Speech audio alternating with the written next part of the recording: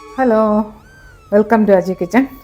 ഇന്ന് ഞാനൊരു പയറും നേന്ത്രക്കായും കൊണ്ടിട്ടൊരു കറി ഉണ്ടാക്കാനേ. ഇപ്പം പയറൊക്കെ ഈ മാസം നല്ലതല്ലേ കഴിക്കുന്നത്, കർക്കിടക മാസമല്ലേ. അപ്പം നമുക്ക് എങ്ങനെയൊക്കെ രീതിയിൽ പയർ കഴിക്കാം, ആ രീതിയിലൊക്കെ പയർ, അതുപോലെ തന്നെ മുതിര, പിന്നെ ഓരോരോ ഇതില്ലേ പയർ വർഗ്ഗങ്ങൾ, അതൊക്കെ കഴിക്കാൻ നല്ലതാണ്. അപ്പം ഇന്ന് ഞാൻ നേന്ത്രക്കായും പയറും കൊണ്ടിട്ടൊരു കറിയാണ് ഉണ്ടാക്കാൻ പോണേ. അതിന് വേണ്ടി ഞാൻ 200 ഗ്രാം ചെറുപയർ പരിപ്പെടുത്ത് വെച്ചിട്ടുണ്ട്, പയറെടുത്ത് വെച്ചിട്ടുണ്ട്. പിന്നെ 2 നേന്ത്രക്കായും എടുത്ത് വെച്ചിട്ടുണ്ട്. ആദ്യം നമുക്ക് ഈ പയർ കഴുകി പ്രഷർ കുക്കറിനകത്ത് ഒരു 3 വിസിൽ വരെ വേവിച്ചെടുക്കാം. ആദ്യം ഞാൻ ചെയ്യാം. ഈ കഴുകിയെടുത്ത പയറല്ലേ, ഇത് ഞാൻ പ്രഷർ കുക്കറിനകത്ത് വെച്ചിട്ടുണ്ട്. ഒരു 3 വിസിൽ കേൾക്കുന്നത് വരെ വേവിച്ചെടുക്കാം.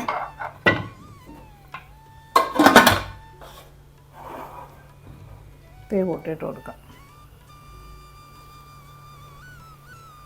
ഇതിൻ്റെ വെയിറ്റ് ഇട്ട് കൊടുക്കട്ടെ. ഇതൊരു 3 വിസിൽ കേൾക്കട്ടെ. അതിന് കഴിഞ്ഞ് നമുക്ക് ആ സമയം കൊണ്ട് നമുക്ക് കായ അരിയണം, പിന്നെ തേങ്ങ എടുക്കണം, ബാക്കി എല്ലാം നോക്കാം. അപ്പോൾ ഇതിനകത്ത് ഞാൻ പാത്രത്തിൽ വെച്ചേക്കുന്നതെന്ന് കുറച്ച് പയറല്ലേ ഉള്ളൂ, അതുകൊണ്ടാണ്. അല്ലെങ്കിൽ തോനെ പയറുണ്ടായിരുന്നെങ്കിൽ നമുക്ക് തവി ഇട്ടാൽ മതി.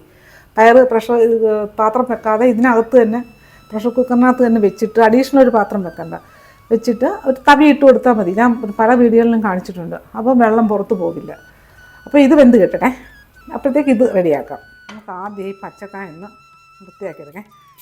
ഇന്നിങ്ങനെ മുകളിലും അപ്പുറവും ഇപ്പുറവും വെട്ടി കൊടുത്തിട്ട് ഇതിൻ്റെ പുറത്ത് ചെറുതായിട്ടൊന്ന് മേളിൽ നിന്ന് ചെറുതായിട്ട് ഇങ്ങനെ എടുത്താൽ മതി.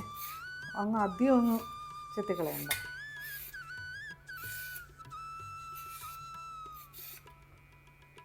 ഇങ്ങനെ ഈ 2 കായും കറുത്ത തൊലിയൊക്കെ കളഞ്ഞ്, തൊലിയല്ല ചെറുതായിട്ടൊന്ന് കളഞ്ഞ്. പിന്നെ ഇതിനകത്ത് കുറച്ച് വെള്ളം എടുത്ത് വെച്ചിട്ട് ഒരു 1/2 ടീസ്പൂൺ മഞ്ഞൾപ്പൊടി ഇട്ട് വെച്ചിട്ടുണ്ട്. ഇനി ഈ നമുക്ക് തോരനരിയുന്ന കണക്കൊന്നും അരിയണ്ട, ഇച്ചിരി വലുതായിട്ടേ. ഇങ്ങനെ രണ്ടായിട്ട് വിട്ടുപോയി, കുഴപ്പമില്ല.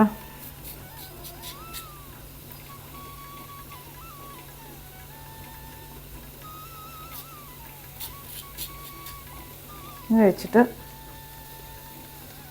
അത്ര വലിയ കഷ്ണമാക്കും വേണ്ടേ, ഇത്രശയായിട്ട് അരിഞ്ഞിടണം. കാര്യം കായ്ക്ക് കറയുണ്ടല്ലോ, ആ കറ കഴുകി കളയാൻ വേണ്ടിയിട്ട്, അതാണ് ഈ മഞ്ഞപ്പൊടി ഇട്ടേക്കുന്നത്.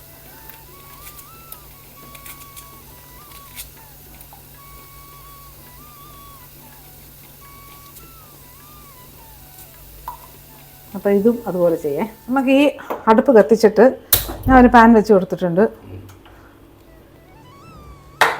നമ്മുടെ പയറൊക്കെ വെന്തിരിക്കേ, പ്രഷറൊക്കെ പോയി നോക്കട്ടെ.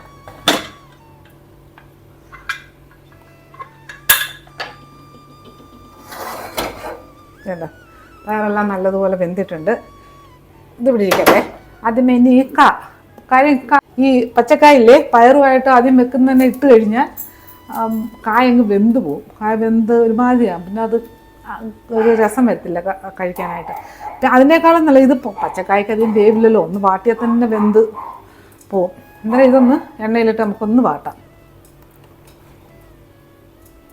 പാത്രത്തിൽ കുറച്ച് വെളിച്ചെണ്ണ ഒഴിച്ചു കൊടുക്കേ. ഇത് മതി.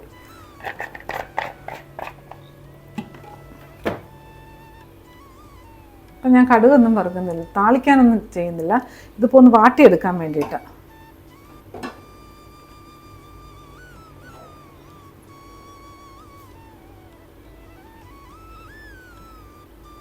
എണ്ണ ചൂടായി ഇതിനകത്തോട്ട് ഈ കായ ഇട്ട് കൊടുക്കാം.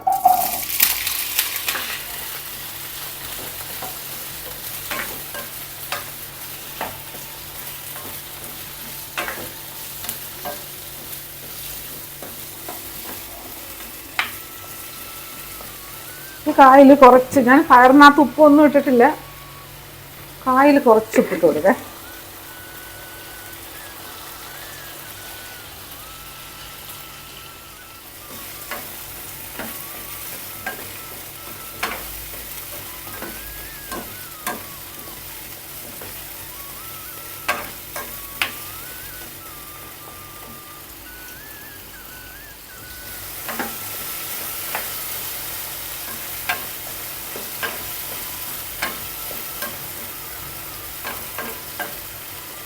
ഇതൊടുങ്ങിണ്ടിരിക്കട്ടെ.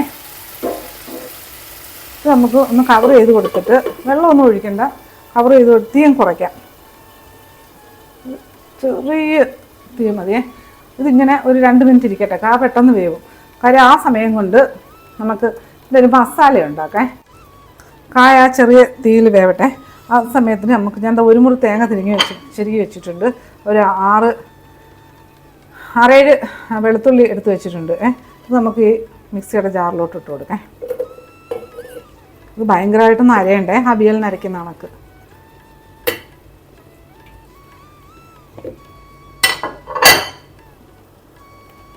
ഇതിൽ 1 ടീസ്പൂൺ മഞ്ഞൾപ്പൊടി ഇട്ട് കൊടുത്ത്,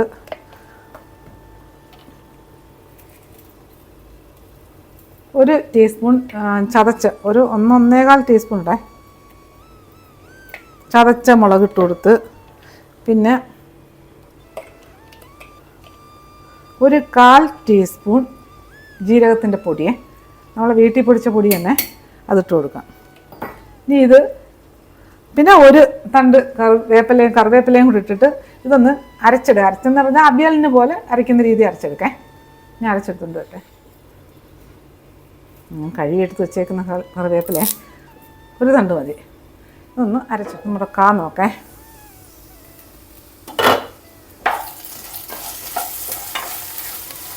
വെന്തേ. ഇതിനകത്ത് ഇപ്പം ഞാൻ അരച്ചുകൊണ്ട് വന്ന മസാലയല്ലേ, കായും തേങ്ങയും, എന്തൊക്കെയാണ് ഞാനെന്ത് പറയുന്നത്, തേങ്ങയും ജീരകവും പിന്നെ വെളുത്തുള്ളിയും കൂടെ അരച്ചേ, അത് ഇതിനകത്തിട്ട് കൊടുത്തൊന്ന് ഇളക്കിയെടുക്കാം.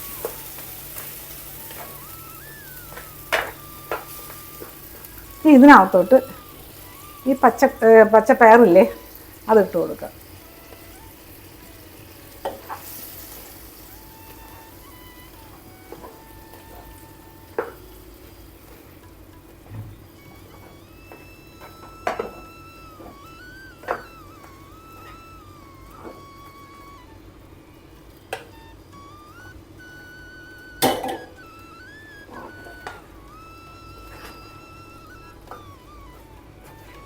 ഇത് കുറച്ച് വെള്ളം ഒഴിക്കണേ.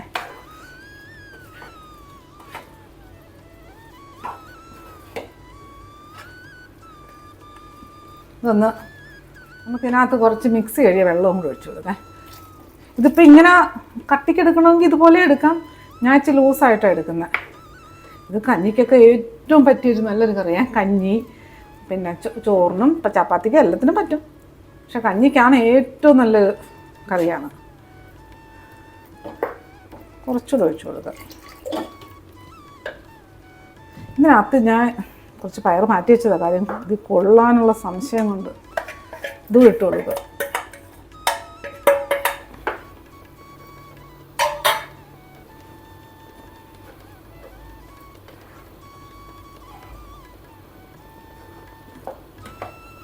ഇന്നത് ഒന്ന് കിടന്ന് തിളക്കട്ടെ. ഇതിനകത്തിന് ഉപ്പിട്ട് കൊടുക്കണേ. പയറിന് ഉപ്പിട്ട് കൊടുത്ത് ഈ കൂട്ടിയിടാം. കുറച്ച് ഉപ്പ് വേണം. കാര്യം പച്ചക്കായിൽ മാത്രമല്ലേ ഉപ്പിട്ട് കൊടുത്തിട്ടുള്ളൂ.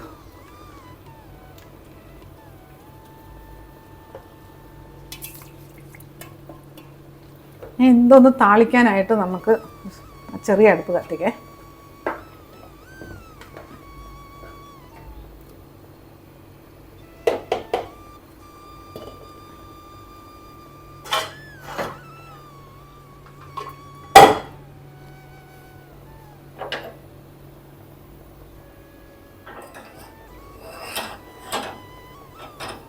ഈ അടുപ്പ് കത്തിക്കേ.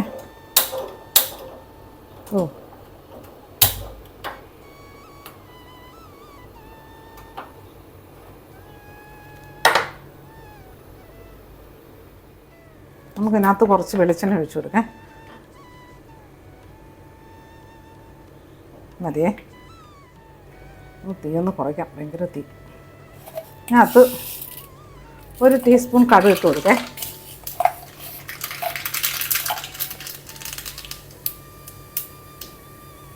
തീ കുറയ്ക്കാം. എന്നിട്ട് ഇതിനകത്ത് ഒരു 5-6 സാമ്പാർ ഉള്ളിയില്ലേ അതരിഞ്ഞ് വെച്ച് കൊടുക്കാം.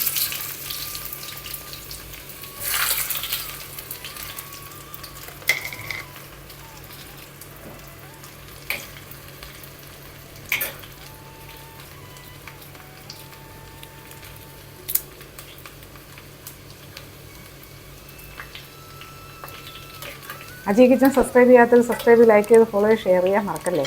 പിന്നെ സബ്സ്ക്രൈബ് ചെയ്തവർക്ക് വളരെ വളരെ നന്ദിയുണ്ട്.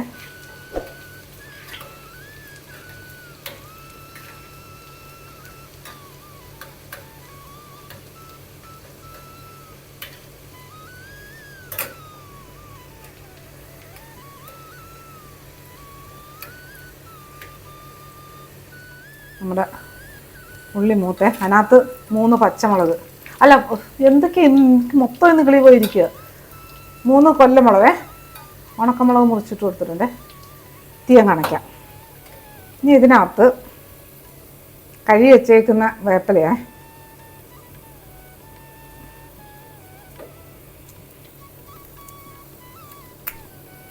അത് ഇട്ട് കൊടുക്കാം, തണ്ടോട് കൂടിയേ. ഇനി നമ്മളെ കറി എടുത്ത് നോക്കാം. പരിപ്പ് കറി എടുക്കാം.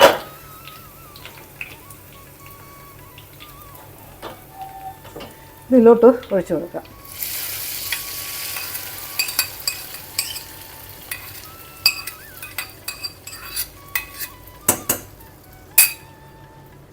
ഇത് അടച്ചിട്ട് നമുക്കിത് സ്റ്റൗ ഓഫാക്കേ.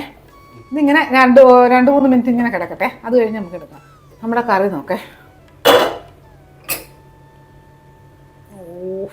എത്ത് മണമുണ്ടെന്നറിയാവോ കടുക് വറുത്തതിൻ്റെയൊക്കെ.